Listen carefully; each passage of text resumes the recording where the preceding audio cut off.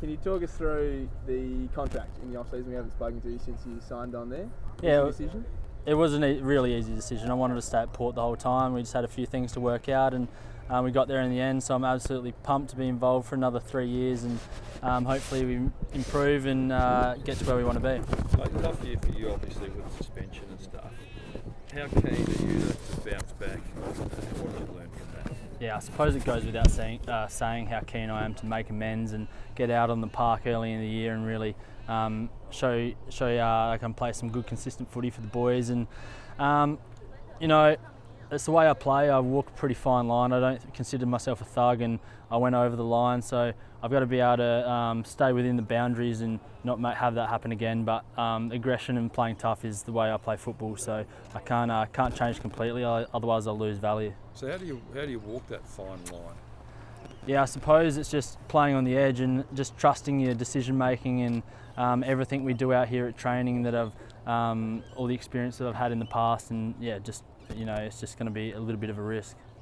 So you'll walk the edge without trying to just tip over? Yeah, I don't go out there trying to hurt anybody and injure anybody, but I know my value to the team lies in my leadership and my physical presence, so that's something I've got to be able to bring week in, week out. And clearly they showed faith in you by handing you a 3-year contract. Yeah, and I'm really grateful for that. The club's been fantastic, and there's no place I'd rather be.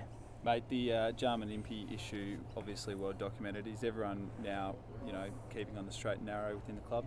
Yeah, we're well past that. We feel like the club dealt with that over a week ago, and the boys are really remorseful and sorry, and we're just trying to move on and get a really good block of training into us before Christmas. And with that said, are people putting their hand up to potentially come into the leadership group? Are guys trying to step up in terms of leadership out there? Yeah, we've always got people putting their hand up to be part of the leadership group, and we feel like we've got some young blokes that are showing a lot of promise and really growing in that area. So we'll sit down and go through the same process as we do most years, and we'll select that leadership group in due time. Can I ask, are there any, just on the Jarman thing, are there any things put in place such as alcohol bans or anything like that, or do the club just look at that and say, no, we're good now and we're back on what we always do? Yeah, look, we've dealt with the matter, and we've looked into Jarman's well-being. We're being very conscious of that, and we've dealt with it internally. But in terms of how we go about our day-to-day business, hasn't changed too much. They've got a lot of trust in the playing group, and we've got to repay that.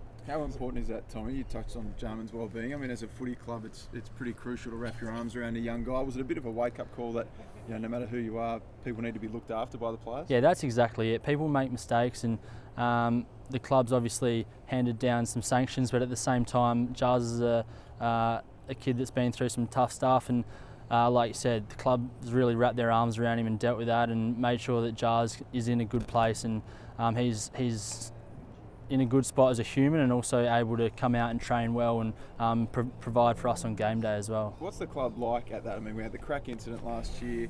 Jarman, how do you feel the club's placed when it comes to dealing with these situations? I think this club's been really strong in those situations. We pride ourselves in being a team and a club that makes good humans, not just good footballers. So I think we've got strong programs and development programs and wellbeing programs in place to deal with that.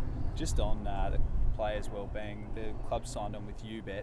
Do you feel as though the guidelines put in place to make sure guys don't get tempted into gambling is good enough at the moment? Yeah, the AFL and the AFL Players Association have really strong programs and guidelines to prevent that, and UBET are one of the market leaders in responsible gambling, so we feel like there's plenty of parameters in place. The team itself, how to get back 2 years without finals after 2 strong seasons?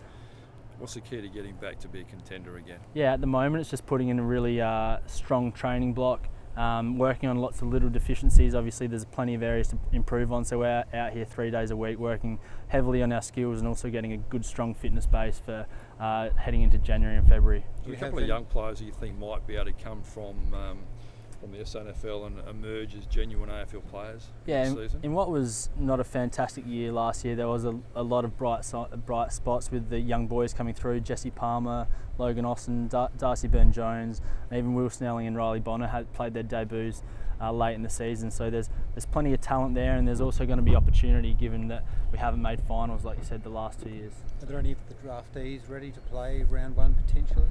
Look, I haven't seen a lot of the draftees, but they've all got a fair bit of talent from what I've seen. Sammy Powell-Pepper's got a really big body, and I've seen him push a few blokes over, and the other boys are good at getting inside and winning the footy, so I'm sure if they can stay on the track, they'll put their hand up. Your Port's rep on the Players Association, still I assume. What are your thoughts on negotiations that, with Danger talking about strike action and all that sort of stuff? How do you feel it's progressing? Yeah, we had our players conference last week, and we had some really strong discussions. Unfortunately, Gil couldn't get down there to answer some questions, but at the moment, the AFL hasn't come to the table unless that's changed in the last couple of days. So we'd be really keen for them to get in there and get some negotiations happening.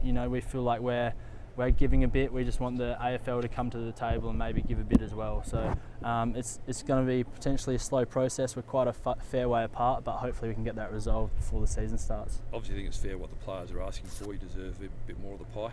Yeah, well, we just feel like being equal stakeholders in the game, it can only be a good thing. The boys do a lot of work for the AFL and the competition already, and if we're getting an equal share and we're encouraged to drive the game and grow the game, that can only be a good thing in the long run. You're confident it won't result in having to look at strike action? Yeah, strike action is obviously your last measure. So we got other measures that could happen before that, and hopefully it doesn't get to that stage, because obviously we'd like to be out there playing football. Tommy, what about the backline this year? I think the starting six last year, there might have only been one left at the end of the year by the time it came to that. Is it a testament to the depth, or is it hard for you to even get your spot back in round one? Yeah, it will be tough. There's some boys coming in and playing some strong footy. Like I said before, there's young boys coming in and really taking their opportunity. So I suppose that's going to breed a really competitive atmosphere around training and pre-season, and you don't know who could be in the back line come round one. The back line itself, did you have to, when you had that break, I suppose, at the end of the year, did you spend time mentoring a lot of these younger blokes that had to come in and inexperienced? Yeah, we're lucky that we've got quite an experienced group. We've got Matt Broadbent, Jasper, Jacko, and we had Bobby down there. So we all work pretty closely with the young boys to fast track their development, and we saw some of the results of that late in the year. But at the same time, they're all really hard working young fellas and eager for an opportunity. So they're always doing their best to put their best foot forward and get a go. There'll be some disappointed boys in the back line come round one when you can only pick 6 of 12. Exactly, and that's going to be the case hopefully for the whole team. Hopefully if we have a really strong pre-season, not too many injuries, and come round one we're going to have some disappointment, but at the same time we're going to have a really strong Magpies team that's putting the pressure on the blokes in the AFL.